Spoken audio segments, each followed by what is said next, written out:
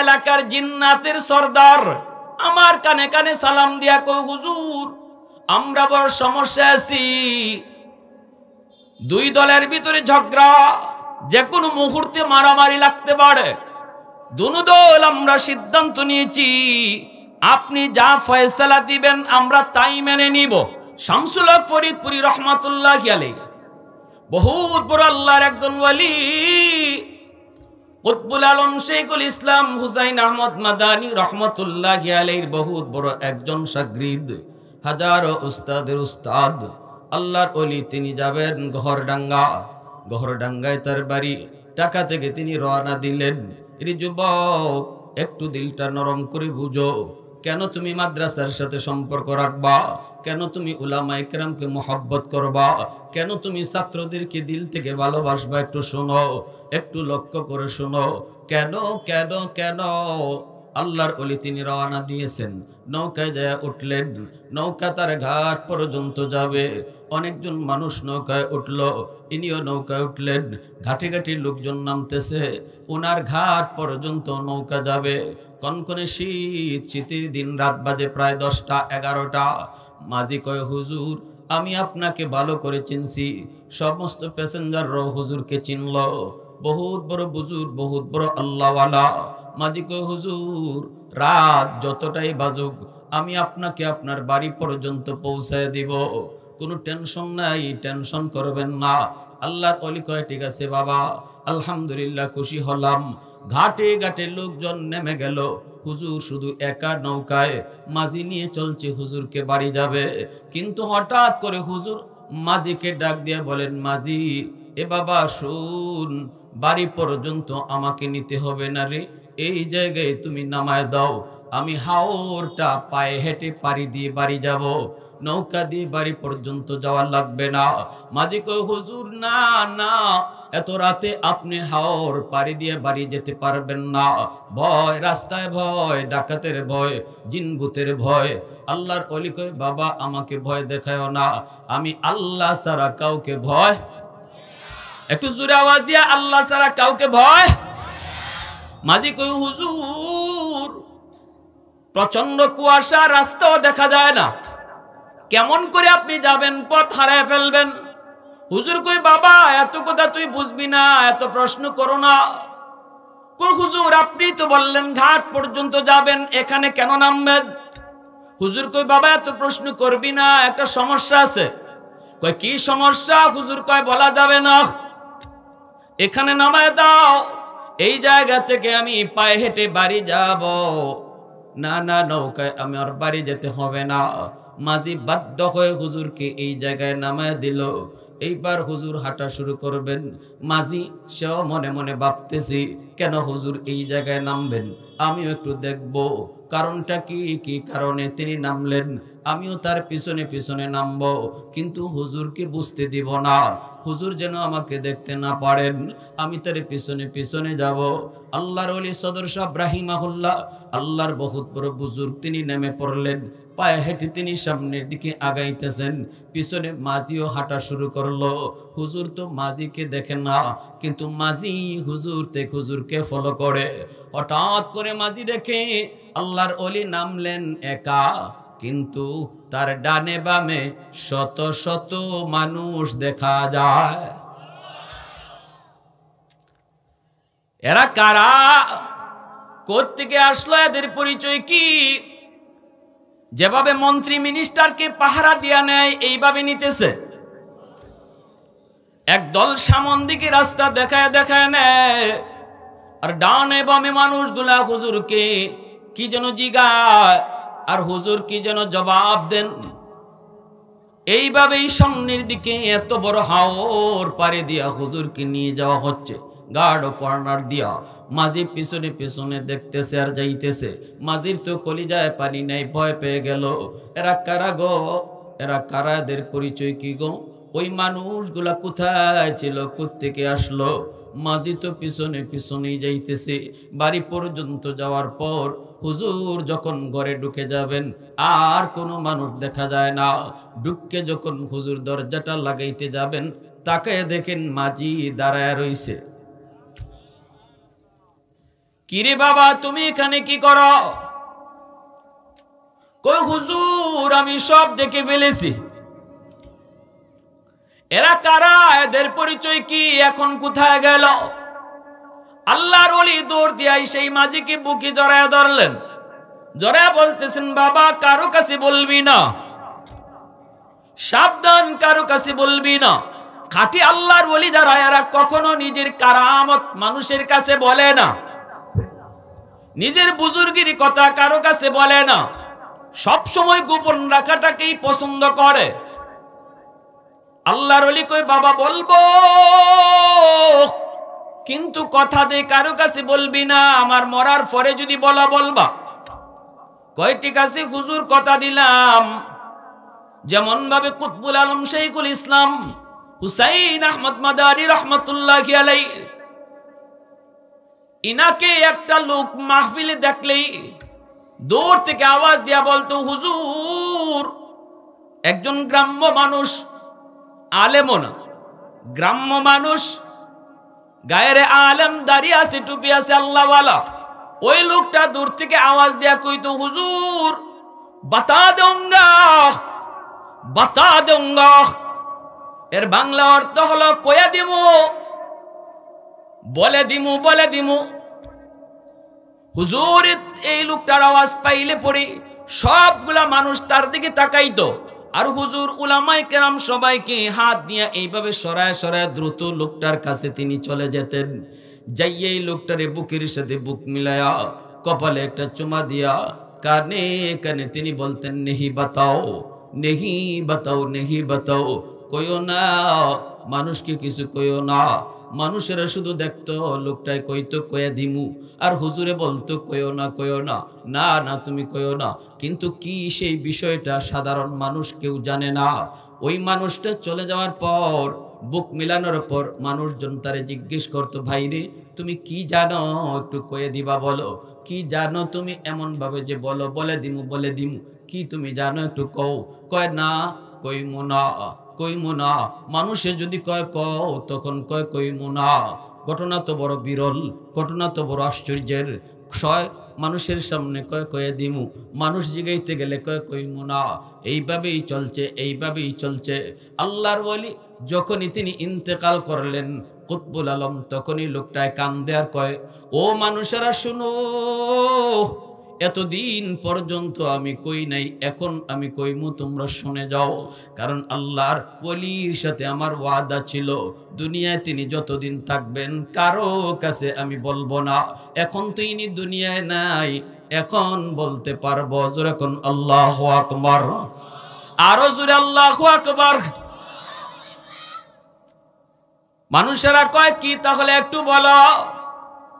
কয় শুনো, ভারতের গঙ্গুর এলাকার পাশ দিয়ে আমি আমার বাড়ি একদিন যাইতেছি, রাত বাজে প্রায় 2টা। কোন এক ঘরের পাশ দিয়া যাবার সময় হঠাৎ আমি শুনতে পেলাম ঘরের ভিতরে একজন মানুষের জিকিরের আওয়াজ। তাহাজ্জুদের টাইম, একজন মানুষের জিকিরের আওয়াজ। আমি একটু লক্ষ্য করলাম, একটু দাঁড়ায় গেলাম, কিন্তু কিছুক্ষণ পরেই দেখি একজন মানুষের জিকির আর শোনা যায় না, শত শত মানুষের জিকিরের আওয়াজ। শুরু হলো একজনের, কিন্তু পরে দেখি শত শত আওয়াজ। তারপরে আমি তাকাইলাম ঘরের দিকে, তাকাইয়া দেখলাম আরো অবাক, ঘরের দরজা জানালাও জিকিরে শামিল হয়ে গেছে। একটু আওয়াজ দিয়ে কম না সুবহানাল্লাহ। मैं तालिब मौला हूँ मेरे इश्क़ निराला,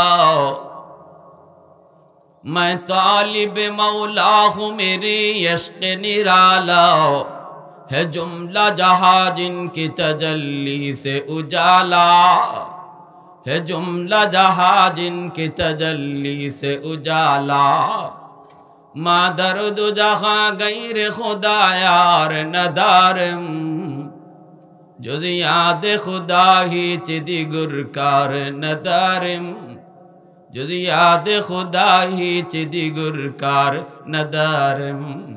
मोहब्बतेर आवाज़े बोलेन अल्लाहु আকবার।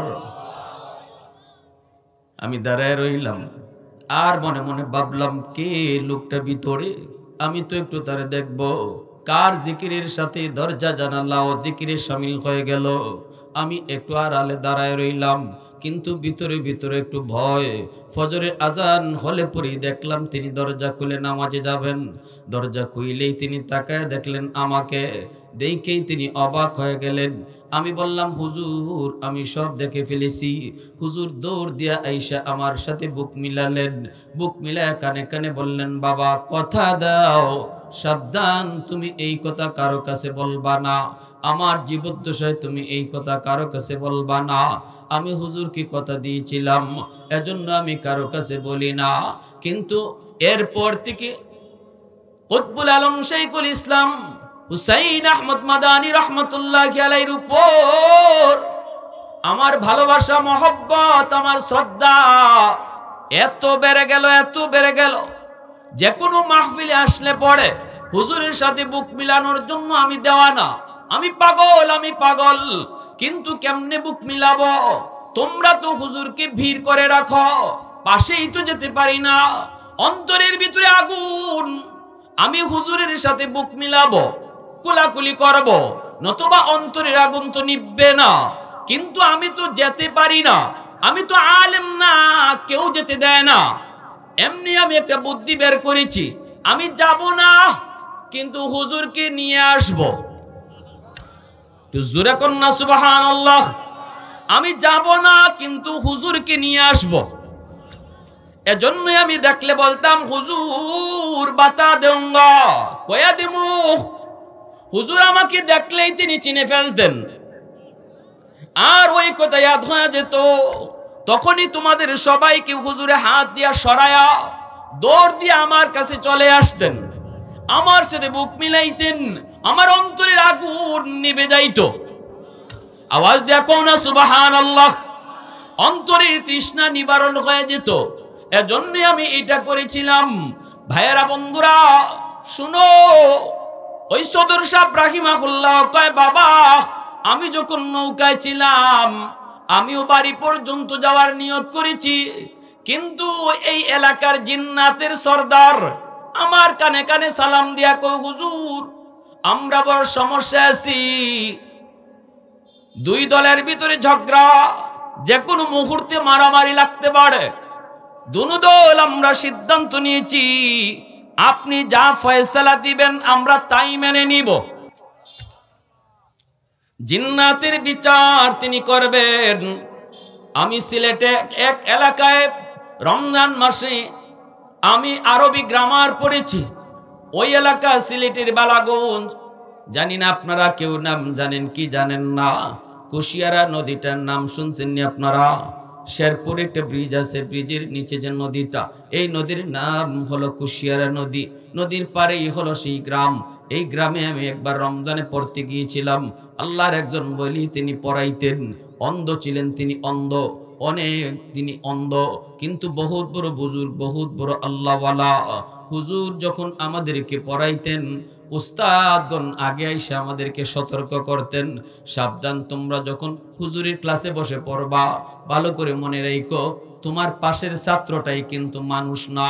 হুজুরের ক্লাসে শুধু মানুষ বয় না, হুজুরের ক্লাসে অধিকাংশ ছাত্র হলো জিন জাতি। তোমার পাশে যেই ছাত্রটা বসে বসে কোরআন পড়ে সে মানুষ নয়, সে জিন। অতএব সাবধান, সতর্ক হয়ে পড়ালেখা করবা। একটু বেয়াদবি করলে পরে ক্ষতি হয়ে যাবে। আমরা তো অস্থির হয়ে যেতাম। আমি হুজুরের কাছে যেয়ে এশার পরে যেয়ে খেদমত করতাম। বড় মায়া করতেন, বড় আদর করতেন।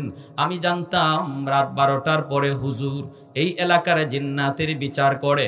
এই এলাকার ভিতরে জিন্নাতরা যত ঝগড়াঝাটি করে, যত সমস্যা হয়, রাত 12টার পর হুজুর সমস্ত জিনদেরকে নিয়ে বসে বিচার করে। হুজুরের বিচার ওরা মানে। আমি তো একদিন এশার পরে খেদমত করে করে নিয়ত করেছি আজ যাব না, 12টার পরে আমি জিন্নাতের বিচার দেখব। হুজুর তো ছিলেন অন্ধ। 11টা বেজে যাওয়ার পর হুজুর আমাকে বলতেছেন, বাবা নাসির চলে যাও। কয়টা বাজে? আমি বললাম হুজুর 11টা। হুজুর কই, বাবা চলে যাও, দেরি করবা না, অনেক রাত হয়ে গেছে, আবার সেহরি খেতে হবে, যাও যাও, শেষ সাথে উইশা তাহাজ্জুদ পড়ো। আমি বলতেছি হুজুর আমার মন চায় আমি একটু দেখব। আমি একটু দেখব। হুজুর তখন মুচকি হেসে কই, বাবা ভয় পাবা, ভয় পাবা, সহ্য করতে পারবা না, তুমি চলে যাও। এজন্য আল্লাহর ওলিরা যাদের সিনার মধ্যে আল্লাহর কালাম, আমার নবী কই, মানুষ তোমরা তাদেরকে না চিনলো, জিন্নাত তাদেরকে চিনে, হায়ওয়ানাত তাদেরকে চিনে। আল্লাহু আকবার, জোরে কও। আমার নবী রহমতের নবী কয়, ওরা ঠিকই চিনে, ওরা ঠিকই চিনে। এজন্যই তো সদর সাহেব হুজুর কয়, বাবা জিন্নাত যখন আমাকে এই কথা বলল, তখন আমি নামলাম, এদের যত সমস্যা ছিল সমাধান করলাম, যত ঝামেলা ছিল ঝামেলা আমি মিটাইলাম। ডানে বামে যত মানুষ দেখেছ, এরা কেউ মানুষ ছিল না, এরা ছিল জিন জাতি। আমাকে এসে বলছে, হুজুর টেনশন নাই, ভয় পাবেন না, যদিও সেটা এত বড় হাওর, টেনশন নাই, আমরা পাহারা দিয়া দিয়া আপনাকে বাড়ি পৌঁছায় দিব, আর মাঝখানে আমাদের যত ঝামেলা সব সমাধান করব। একটু জোরে আওয়াজ দেখুন না, সুবহানাল্লাহ। তাহলে আলেম ওলামার দাম আসেনি না নাই? ছোট্ট একটা বাবু আজকে যারা আপনার সামনে পাগড়ি নিল, জানুনি তার দাম, জানুনি তার মর্যাদা। এ যুবক একটু শোনো, কেন আজকে তুমি ছায়া কমিটির সদস্য হবা? কিয়ামতের ময়দানে ওই হাফেজ কইব, আল্লাহ কই আমার মা বাবা? আমি আমার বাপ মা ছাড়া জান্নাতে যাবো না। আল্লাহ ফেরেশতাদেরকে বলবে, যাও তার বাপ মারে তুইলে আনো।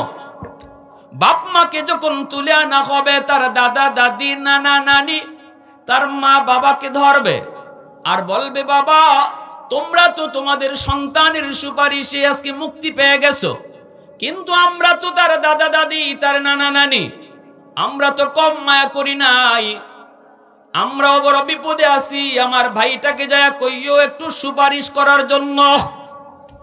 তার মা বাবা এসে কইব, বাবা তুমি আমাদেরকে ছাড়া যেমন জান্নাতে যেতে চাও না, আমরাও আমাদের মা বাবা ছাড়া জান্নাতে যাবো না। তখনই আল্লাহ ফেরেশতাদেরকে কইব, যাও তার দাদা দাদি নানা নানিরে তুলে আনো। ওই দাদা দাদি নানা নানিকে তুলে আনার সময় এলাকার মানুষেরা ধরব, ভাইরে তোমরা তো তোমাদের নাতির সুপারিশে মুক্তি পেয়ে গেছো, কিন্তু আমরা ওই মানুষ যে এলাকার মাদ্রাসায় পড়ে তোমার নাতিটা হাফেজ হইছে, আলেম হইছে, আমরা ওই এলাকার মানুষ, আমরা ওই মাদ্রাসার ছায়া কমিটির সদস্য, আমরা ওই মাদ্রাসায় সহযোগিতা করছি, আমরা তার খাওয়া পড়ার সুযোগ দিছি, আমরা তার লেখাপড়ার সুযোগ করে দিছি, কিছুটা হলেও তার উপকার করেছি, যাও যে একটু কও আমরা বড় বিপদে আছি, একটু কও। তখনই তার দাদা দাদি এসে কইব, ভাই তুমি তো আমাদেরকে নিয়ে জান্নাতে যেতে চাও, কিন্তু যে কোরআনের খাতিরে আল্লাহ তোমাকে এত সম্মান দিল, ওই কোরআন সিনায় নিছো যেই মানুষগুলার সহযোগিতায়, ওরা আজকে বিপদে, ওরা আমাদেরকে তোমার কাছে সুপারিশ করতে বলছে। তখনই আল্লাহর কাছে কইব, আল্লাহ সহযোগী মানুষগুলা ছাড়া আমি জান্নাতে যাবো না। আল্লাহ তারা যদি আমাকে একটু ব্যবস্থা করে না দিত, একটু যদি লেখাপড়ার সুযোগ করে না দিত, তারা যদি আমাকে খাওয়া পড়ার সুযোগ করে না দিত, আমি কেমন করে হাফেজ কোরআন হতাম, আমি কেমন করে আলেম হতাম। আল্লাহ পাক রব্বুল আলামিন তখনই ফেরেশতাদেরকে বলবে, যাও জাহান্নামের ভিতরে যায় ওই মানুষগুলাকেও তুলে আনো। মেশকাত শরীফের টিকার মধ্যে এসেছে, ওই মানুষগুলাকে দুইটা লাইনের মধ্যে দাঁড় করা দিবেন আল্লাহ, আর একজন কোরআনের পাখিকে মাঝখান দিয়ে আল্লাহ ছাড়বেন, আর বলবেন, দেখো তুমি কাদেরকে চিনো, ওরা তোমাকে চিনে কিনা। হাদিস শরীফে নবীজি বলেন, একজনে কইব, হুজুর আপনি আমাকে চিনছেননি বলে আপনি কে? কয়, আনাল্লাযী সাকাইতুকা মা, আমি আপনাকে এক গ্লাস পানি পান করাইছিলাম। আরেকজনে কইব, হুজুর আপনি আমাকে চিনছেননি, কে আপনি? কয়, আমি ওয়া আনাল্লাযী ওয়াহাবতুকা ওযুআ, আমি আপনাকে এক বদনা ওযুর পানি দিয়ে সাহায্য করেছিলাম। মুহাদ্দিসিনে কেরাম হাদিসের ব্যাখ্যায় লেখেন, পানি আর ওযুর পানি শুধু উদ্দেশ্য নয়, যতগুলা মানুষ যতভাবে মাদ্রাসাকে সাহায্য করেছে, সবগুলা মানুষ তাদের কথা সেদিন প্রকাশ করবে। আর আল্লাহ বলবেন, বরযাত্রী যেভাবে বরের সাথে ঢুকে, এইভাবে আমার কোরআনের পাখির সাথে তোমরাও বরযাত্রী যাত্রীর মতো জান্নাতে ঢুকে যাও। দাকাইকুল আখবার, কিতাব ইমাম গাজ্জালি রাহমাতুল্লাহি আলাইহি, নবীজির হাদিস। আল্লাহ পাক কিয়ামতের ময়দানে বহু মানুষকে শুধু মাদ্রাসাকে মহব্বত করার উসিলায় মাফ করে দিবে। আল্লাহ যদি মাফ করে দেয় আর কারো কোনো কথা বলার সুযোগ আছে? আল্লাহ পাক রব্বুল আলামিন কইব, বান্দা তোমাকে আমি মাফ করতে চাই, কিন্তু একটা উসিলা লাগবে। বলো দুনিয়াতে কোনো হক্কানি আলেমের সাথে তোমার মহব্বত ছিল কিনা একটু বলো। কইব না গো মালিক, মনে পড়ে না, মনে পড়ে না। আল্লাহ পাক কইব, কোন আলেমের মজলিসে কোনোদিন বসছিলা কিনা একটু খেয়াল করে দেখো। এতটুকু উসিলাও যদি আমি আল্লাহ পাই তবু তোমাকে মাফ করব। কইব না গো মালিক, মনে পড়ে না। আল্লাহ আবারও কইব, বান্দা একটু খেয়াল করে দেখো, কোন আলেমের সাথে এক দস্তরখানায় বসে খানা খাইছনি? কইব না গো মালিক, মনে পড়ে না। আল্লাহ কইব, দেখো খেয়াল করে এমন কোন ঘরে তুমি থাকছো কিনা যেই ঘরে আগে কোনো আলেম থাকতো? কই না গো মালিক, তাও মনে পড়ে না। এইবার আল্লাহ বলবে, বান্দা খেয়াল করে দেখো, আমার কোন নায়েবে নবী আলেমের নামে তোমার সন্তানের নাম রাখছো কিনা? এতটুকু উসিলাও যদি আমি আল্লাহ পাই যে একজন আলেমের নামে, আলেমকে মহব্বত কইরা তোমার সন্তানের নাম রাখছো, এই উসিলা পাইলেও আমি তোমার নাজাতের ফয়সালা দিব। কইব না গো মালিক, তাও মনে পড়ে না। নাম রাখার ক্ষেত্রেও খেয়াল করি নাই, যা মন চাইছে গুগলে সার্চ দিয়া নাম বের করে নিজেই রেখে ফেলছি, ইমাম সাহেবের কাছে যাই নাই। আল্লাহ পাক তখন ফেরেশতাদেরকে বলবে, ফেরেশতারা শুনো, আমার বান্দারে জিজ্ঞেস করো দুনিয়াতে এমন কোন বন্ধু তার ছিল কিনা। খেয়াল করেন, খেয়াল করেন, মনোযোগ, অ্যাটেনশন, শেষ কথাটা শুনেন, হাদিসের শেষ কথাটা। আল্লাহ বলে, ফেরেশতারা ওরে জিগাও, দুনিয়াতে তার এমন কোন বন্ধু ছিল কিনা যেই বন্ধু মাদ্রাসাকে মহব্বত করত। সুবহানাল্লাহ, জোরে বলেন। ডাইরেক্ট না, ডাইরেক্ট না। আল্লাহ তো এতক্ষণ তারে জিগাইছে ডাইরেক্ট কোন সম্পর্ক তার পাওয়া যায় কিনা। যখন আল্লাহ দেখতেছে ডাইরেক্ট সম্পর্ক পাওয়া যাইতেছে না, তখন আল্লাহ ইনডাইরেক্ট খুঁজতেছে। সুবহানাল্লাহ, একটু আওয়াজ দিয়া কোন না ভাই, কি আপনাদের অবস্থার একটু আওয়াজ দিয়া বলেন না সুবহানাল্লাহ। ইনডাইরেক্ট আল্লাহ খুঁজতেছে। আল্লাহ কয়, ফেরেশতারা জিগাও দুনিয়াতে এমন একজন বন্ধু তার ছিল কিনা যেই বন্ধু মাদ্রাসাকে ভালোবাসতো। এই বসেন না কেন? মানুষ বেশি লাভ নাই তো যদি মাহফিলে মনোযোগ সবার না থাকে। আমার যে বয়ানটা ভাইরাল সারা পৃথিবী ঘুরতেছে, এই বয়ানে পাবলিক ছিল মাত্র 20 জন, কিন্তু 20 জন বসা মাসি লড়ছে, ওরা লড়ে নাই। দিল থেকে কথাগুলো আসছে। লক্ষ মানুষের কোনো দরকার নাই মাহফিলে, দিল নিয়ে কারা কথা শুনতেছে এটা দরকার। ঠিক কিনা জোরে বলেন? আপনাদের মনোযোগ আমাকে কথা বলার স্পৃহা বাড়াইয়া দিবে, দিল থেকে কথা আসবে। ওটা বসা করবেন, লড়াচড়া করবেন, কোনো লাভ নাই। আসবো আর যাব, আপনারাও কষ্ট করে শুনবেন, সব বৃথা। এজন্য বলি বেশি লোক লাগবে না, যাদের একান্ত হাজত আছে চলে যান, কিন্তু যারা বসতেছেন আল্লাহর দোহাই আমার দিকে মনোযোগ দিবেন। ভালো করে ইয়াদ রাখবেন, উলামায়ে কেরাম মুখস্থ করে কথা বলে না, আল্লাহর পক্ষ থেকে তার ব্রেইনে ঢেলে দেওয়া হয়। আপনার কারণে তার এই কানেকশনটা কাট আপ হয়, আপনার নড়াচড়ার কারণে এই কথার দরজা বন্ধ হয়। তখন অগুছালো কথা বের হয়, দিল থেকে কথা আসে না। কোনো আলেম, কোনো বক্তা ইচ্ছা করে কোনোদিন বয়ান ভালো করতে পারে না। মনোযোগ আছে আপনাদের? একটু জিকির করি, লা ইলাহা ইল্লাল্লাহ।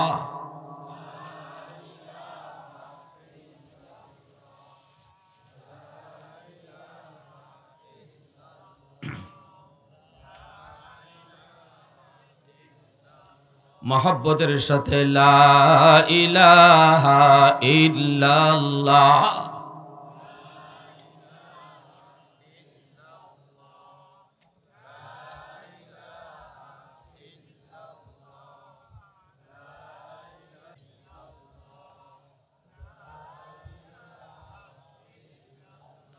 লা ইলাহা ইল্লাল্লাহু মুহাম্মাদুর রাসূলুল্লাহ।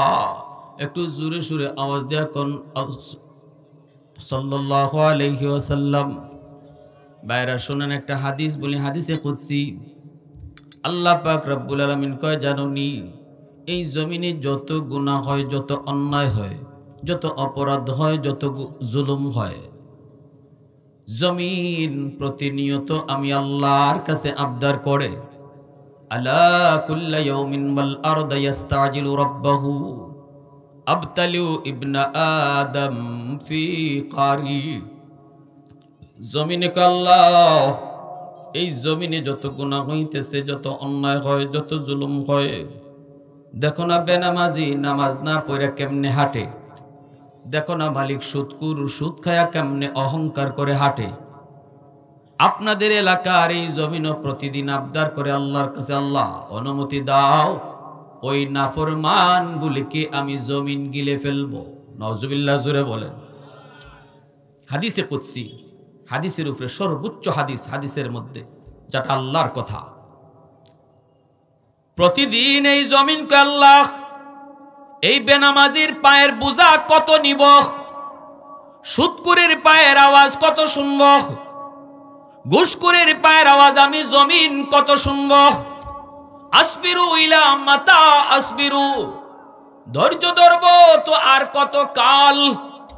অনুমতি দাও, আবতালিউ ইবনা আদম ফি কারি, ওই নাফরমান গুলিকে আমি জমিন গিলে ফেলবো, ওই ঘুষখোর নাফরমান গুলাকে আমি জমিন গিলে ফেলবো। আল্লাহ পাক কয়, শুধু জমিন এইভাবে নয়, সাগর মহাসাগর গুলিও আবদার করে। কক্সবাজার সমুদ্র সৈকতের পারে গেলে পড়ে কত যুবক গুনায় লিপ্ত হয়, সাগরের পানি তাকায় তাকায় গুনাহগুলি দেখে, সাগরের পানিও আল্লাহর কাছে আবদার করে, আল্লাহ ওই যে নাফরমান আমি পানিতে নেইমা গুনাহ করলো, আমি সাগরের পানি আর কত নাফরমানি দেখবো, ওরা তো জমিনটারে নাপাক বানায় ফেলছে। ও আল্লাহ, আমি সাগর কত অশান্ত হই এটা তো নাফরমান জানে, আমি চাইলে কি করতে পারি তাও বুঝি, এরপরও কিন্তু ওর কলিজায় ভয় নেই। আল্লাহ তুমি অনুমতি দাও, ওই নাপাক জমিনটারে পাক বানায় দেই, পানি দিয়ে সব কিছু ডুবাইয়া দেই। আল্লাহ পাক রব্বুল আলামিন তখন ধমক দেয়, এর জমিন, এ সাগর মহাসাগর শুন, আমি আল্লাহ দেখতেছি এই জমিনে আমার বান্দা বান্দি কত গুনাহ করে, আমিও দেখতেছি, তোমাদের বলতে হবে না। এরপরও আমি আল্লাহ ধরি না, কারণ এই মানুষকে আমি বড় মায়া করে বানাইছি। আসমান আল্লাহ বানাইছেন তার আদেশ দিয়া, জমিন আল্লাহ বানাইছেন তার আদেশ দিয়া। জমিন বানাইতে আল্লাহ বলছেন হও, জমিন হয়ে গেছে। আসমান বানাইতে আল্লাহ বলছেন হও, হয়ে গেছে। জান্নাত বানাইতে আল্লাহ বলছেন হও, হয়ে গেছে। ফেরেশতা বানাইতে আল্লাহ বলছেন হও, হয়ে গেছে। জিব্রাইল আল্লাহ পাকের এত দামি ফেরেশতা, এই জিব্রাইলকে বানাইতে আল্লাহ কয় হও, হয়ে গেছে। কিন্তু আল্লাহ বলে, রে জমিন শুন, কিন্তু এই মানুষকে আমি আল্লাহ আদেশ দিয়া বানাই নাই। এই মানুষকে যখন আমি বানাইছি, খলাকতু বিয়াদাইয়া, আমি আমার কুদরতি নিজের হাত দিয়া বানাইছি। কারণ এই চেহারার মধ্যে এত দামি কপাল, ওই কপালটা আমি বানাইছি আমার সেজদার জন্য। আল্লাহু আকবার, জোরে বলো। যেই কপাল আমার সেজদার জন্য বানাইছি, এই কপাল আদেশ দিয়ে বানাইলে হয় না, হয় না। ফেরেশতাদের হাতে বানাইলে হয় না, আমি নিজের হাত দিয়ে বান্দা বান্দিরে বানাইছি।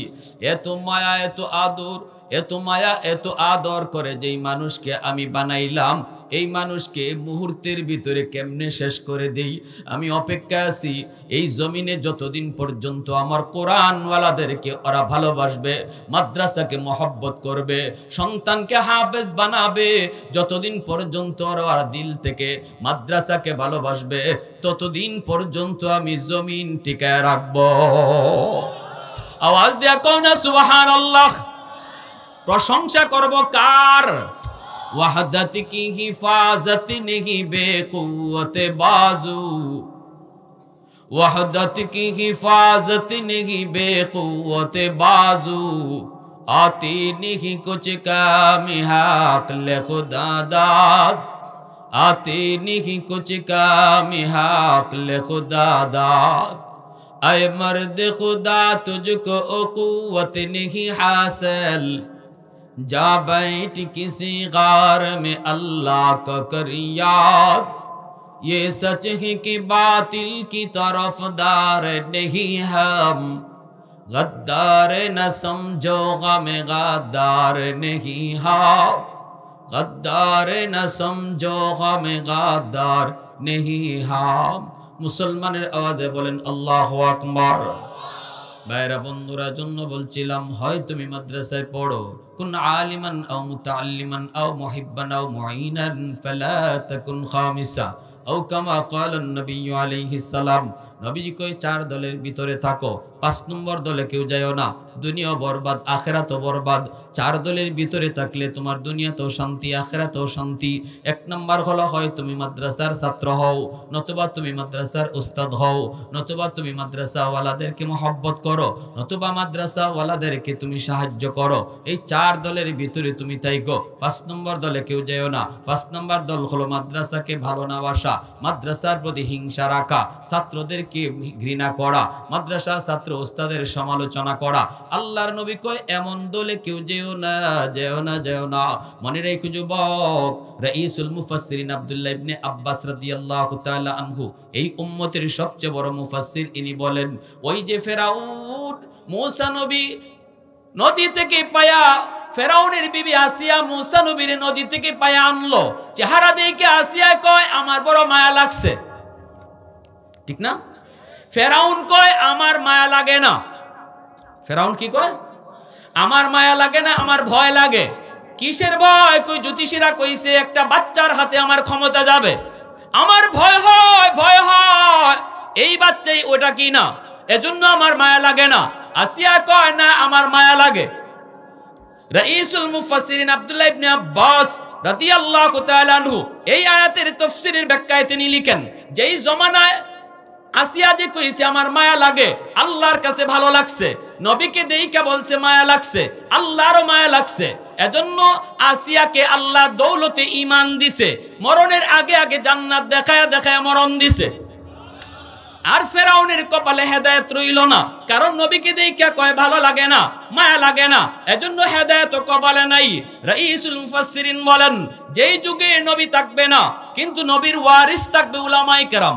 উলামায়ে কেরামের চেহারা দেখে যদি কেউ কয় মায়া লাগে, আল্লাহরও মায়া লাগে, এই লোকটারও আল্লাহ পাক মরণের আগে আগে দৌলতে ঈমান দিয়া জান্নাত দেখায়া দেখায়া মরণ দিবে। আর যেই মানুষটাই কইব মৌলবী ভালো লাগে না, মোল্লা মুন্সি ভালো লাগে না, মাদ্রাসায় কোনো লাভ নাই, আলেম উলামা দিয়া কোনো কাম নাই, এই মানুষটা ফেরাউনের মতো মৌতের সময় বেঈমান হয়ে মরবে। নামাজে তার কপালের চিহ্ন, কপালে নামাজের চিহ্ন যতই থাক, বছরে বছরে যতই হজ করুক, যতই সে উমরা করুক, যদি কোরআনকে ভালো না বাসে, কোরআনওয়ালাদেরকে ভালো না বাসে, মাদ্রাসাকে ভালো না বাসে, রাইসুল মুফাসসিরিন বলেন, কবরে রাখার পর তোমরা তার কবরটা খুইদা দেখো, চেহারা তার কিবলামুখী নাই, কিবলার দিকে চেহারা রাখা হয়েছিল। কিন্তু আমি আব্দুল্লাহ ইবনে আব্বাস কসম খায়া বলতেছি, কলিজায় যদি কোরআনের প্রতি মহব্বত না থাকে, মাদ্রাসার প্রতি তার বিদ্বেষ থাকে, কবর খুইদা দেখো, চেহারা তার কিবলার দিকে নাই, ফেরেশতারা চেহারা ঘুরায়া দিছে। ফেরেশতারা চেহারা ঘুরায়া দিবে যদি কেউ মাদ্রাসার প্রতি বিদ্বেষ রেখে কবরে যায়। কে বলছেন? এই উম্মতের সবচেয়ে বড় মুফাসসির রাইসুল মুফাসসিরিন আব্দুল্লাহ ইবনে আব্বাস, আমার নবীর আপন চাচাতো ভাই। নবীজি বলছেন, আমার উম্মতের ভিতরে আল্লাহর কালাম সবচেয়ে বেশি বুঝবে, সবচেয়ে বেশি বুঝছে আমার আপন চাচাতো ভাই আব্দুল্লাহ। জোরে কন্যা সুবহানাল্লাহ। তাহলে মাদ্রাসার প্রতি মহব্বত রাখা দরকার আছে না নাই? আজকে যেই বাচ্চার মাথায় পাগড়ি দেওয়া হলো, কিয়ামতের মাঠে তার বাপ মারে আল্লাহ তালাশ করবে। সুবহানাল্লাহ কোন? সেদিন আল্লাহর হাতে একটা পাগড়ি থাকবো, আল্লাহর হাতে। আর আল্লাহ কইব, কই মা বাবা, কই মা বাবা? শোনার পর নবীর মা বাবা আসবে, বিভিন্ন নবীর বাপ মা আসবে। আল্লাহ বলবে, আমি তোমাদেরকে খুঁজি না, কিন্তু একজন হাফেজের মা বাবা, আলেমের বাপ মা এসে কইব, আল্লাহ আমি অমুক হাফেজ সাহেবের আম্মা, অমুক হাফেজ কোরআনের বাবা, অমুক আলেমের বাবা, অমুক মুফতি সাহেবের আম্মা, তখন আল্লাহ হাসরবাসীর সামনে এলান দিয়া কইব, আমি তো আজ তোমাকেই খুঁজতেছি। সেদিন আল্লাহ তার নিজের হাতের মুকুট পরায় বলবে, বান্দারে, যেদিন তোমার সন্তানের মাথায় পাগড়ি পরানো হয়েছিল, ওই দিনই আমি আল্লাহ তোমরা বাপ মার মাথার জন্য পাগড়ি আমি বানায় রাখছি।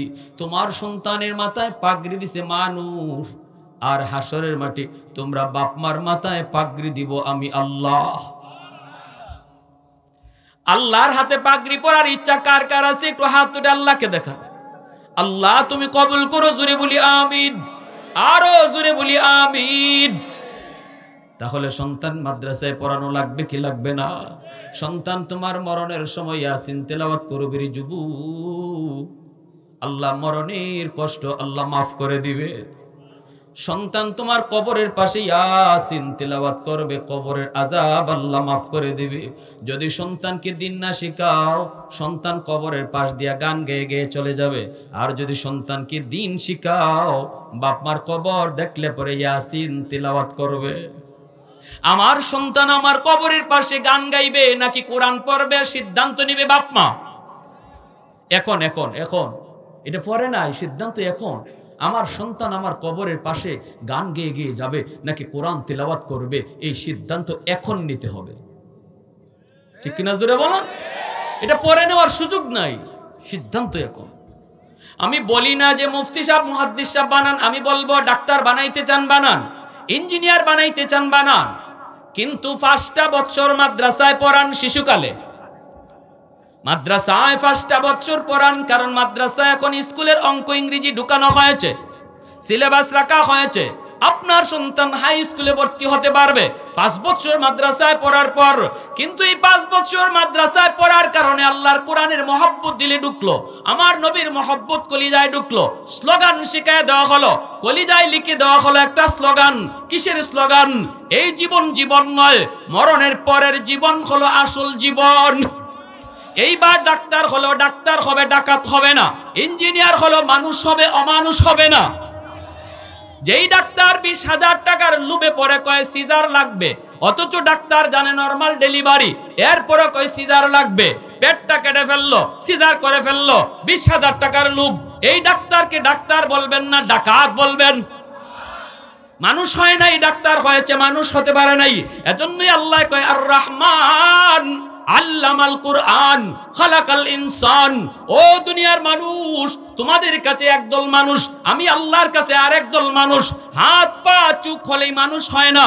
আল্লাহ বলে যার জীবনে কোরআন আছে, যার জীবনে হালাল আছে, যার জীবনে হারাম আছে, যার জীবনে হালাল হারামের তফাত আছে, বৈধ অবৈধের তফাত আছে, আমি আল্লাহর কাছে সে হলো মানুষ।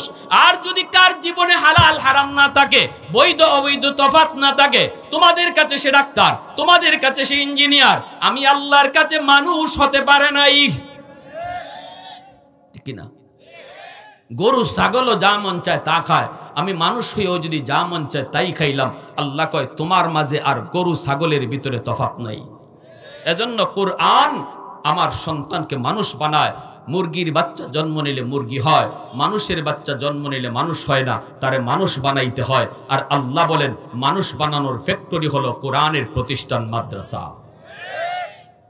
মানুষ বানাও, ডাক্তার পরে বানাও, আগে মানুষ বানাও। আমার সন্তানের বড় পরিচয় ডাক্তার নয়, সবচেয়ে বড় পরিচয় হলো সে মুসলমানের সন্তান। এজন্য সবার আগে সন্তানকে মুসলমানই শিখাইতে হবে। আর এজন্যই উলামায়ে কেরাম নুরানি বিভাগটাতে স্কুলের অঙ্ক ইংরেজি রাখছেন, আপনাদের দিকে খেয়াল করে যেন মুসলমানের সন্তানের লেখাপড়া মাদ্রাসা দিয়া শুরু হয়। স্কুলে আগদুম বাগদুম শিখায়া নয়, আল্লাহর পরিচয় শিখায়া যেন তার পড়ালেখা শুরু হয়। এই সন্তান 5 বছর মাদ্রাসায় পড়ে যদি কলেজেও যায়, বেনামাজি হবে না, বাপ মার সাথে বেয়াদবি করবে না, উস্তাদের গায়ে হাত তুলবে না, ঢাকা ইউনিভার্সিটিতে পড়বে, নাস্তিকদের ভিড়ে যাবে, নাস্তিক হবে না, কোরআনের সৈনিক হবে। কারণ শিশুকালে তার বাপ মা তার কলিজায় কোরআন ঢুকাইয়া দিছে।